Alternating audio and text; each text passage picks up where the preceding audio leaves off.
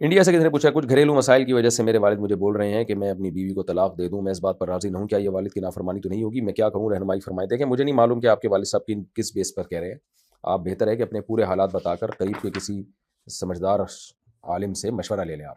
بعض دفعہ والد کی بات بہت معقول ہوتی ہے تو پھر شریعت میں حکم یہ ہے کہ باپ کی اطاعت کی جائے اس بارے میں، لیکن اب اس میں غلطی پر کون ہے اور کس حد تک آپ کی وائف باپ کو تکلیف پہنچا رہی ہیں، یہ فیصلہ کرنا میرے لیے ممکن نہیں ہے۔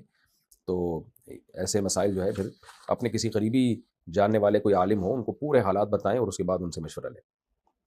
انڈیا سے کسی نے پوچھا مجھے نماز میں بار بار شک ہوتا رہتا ہے، کبھی سجدہ بھول جانے کا، کبھی سورت نہ پڑھنے کا شک ہوتا ہے، ایسا کافی دنوں سے ہو رہا ہے، اکثر سجدہ سہو کرنا پڑتا ہے، رہنمائی فرمائیں۔ غالب گمان پر عمل کر لیا کریں، بس جس طرف ذہن غالب ہو اسی پر عمل کر لیا کریں، زیادہ شک نہ کیا کریں اس میں۔ اور پھر بھی اگر کہیں بھی ذہن نہیں جاتا تو یقین پر عمل کریں۔ اگر آپ کو شک ہے کہ پتہ نہیں ایک سجدہ کیا، دو سجدے کیے تو ایک اور سجدہ کر لیں اور آخر میں سجدہ سہو کر لیں۔ اگر آپ کو شک ہے کہ 3 رکعتیں پڑھی ہیں یا 4 پڑھی ہیں تو اتحیات میں بیٹھیں اور پھر 1 رکعت اور پڑھ لیں اور پھر آخر میں سجدہ سہو کر لیں۔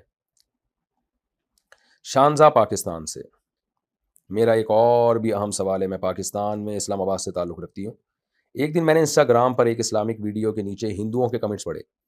اس میں وہ اسلام کے بارے میں ایسی غلط باتیں کر رہے تھے جس کا اسلام میں تصور بھی نہیں کیا جا سکتا۔ اس لیے میں نے اپنا فرض سمجھ کر ایک رپلائی کا کمنٹ کا رپلائی دیا۔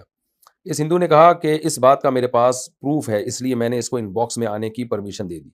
میں نے اس کو وہ بات تو سمجھا دی مگر اس کے اسلام کے بارے میں اور بھی کئی شبہات ہیں۔ وہ ہندو ہے، انڈیا میں رہتا ہے اور میں اس کو نہیں جانتی، اور میں اس سے اسلام اور ہندو مت کے علاوہ کسی بارے میں بات نہیں کرتی۔ حدیث میں آتا ہے کہ جب 2 مرد اور عورت اکیلے ہوتے ہیں تو تیسرا شیطان ہوتا ہے۔ میرا سوال یہ کہ کیا یہ حدیث مجھ پر لاگو ہوتی ہے اور کیا مجھے اس سے بات نہیں کرنی چاہیے؟ جبکہ مجھے ایسا لگتا ہے کہ اگر میں اس سے بات کروں تو شاید مسلمان ہو جائے گا۔ دیکھیں اگر آپ جوان خاتون ہیں تو آپ اس سے بات نہ کریں۔ کسی کے اسلام لانے کے لیے اپنے آپ کو آزمائشوں میں ڈالنا یہ ٹھیک نہیں ہے۔ مرد بہت پڑے ہوئے ہیں، مردوں کو آپ خواتین پہ محنت کریں، تو ان کو کسی صحیح بندے کا نمبر دے دیں جو دین کا کام کر رہے ہوں۔ قیصر راجہ صاحب کا بھی نمبر دیا جا سکتا ہے، اور بھی بہت سے لوگ اچھا کام کر رہے ہیں اسلام پر، میرا بھی نمبر دیا جا سکتا ہے۔ ایسا یعنی اگر کوئی ان کے اسلام کے بارے میں کوئی شکوک و شبہات ہیں تو ان کا ہم بھی جواب دے سکتے ہیں، یا آپ ان سے ریٹرن میں سوال لے لیں اور انشاءاللہ ہم اس کے جواب یہاں چینل پہ ریکارڈ کروا دیں گے۔ تو لیکن میرا مشورہ یہی ہے کہ آپ ایسے کسی سے اس طرح ڈائریکٹ رابطہ نہ کریں، اس کے عام طور پر اس کے سائیڈ ایفیکٹ بہت زیادہ دیکھنے میں سامنے آتے ہیں۔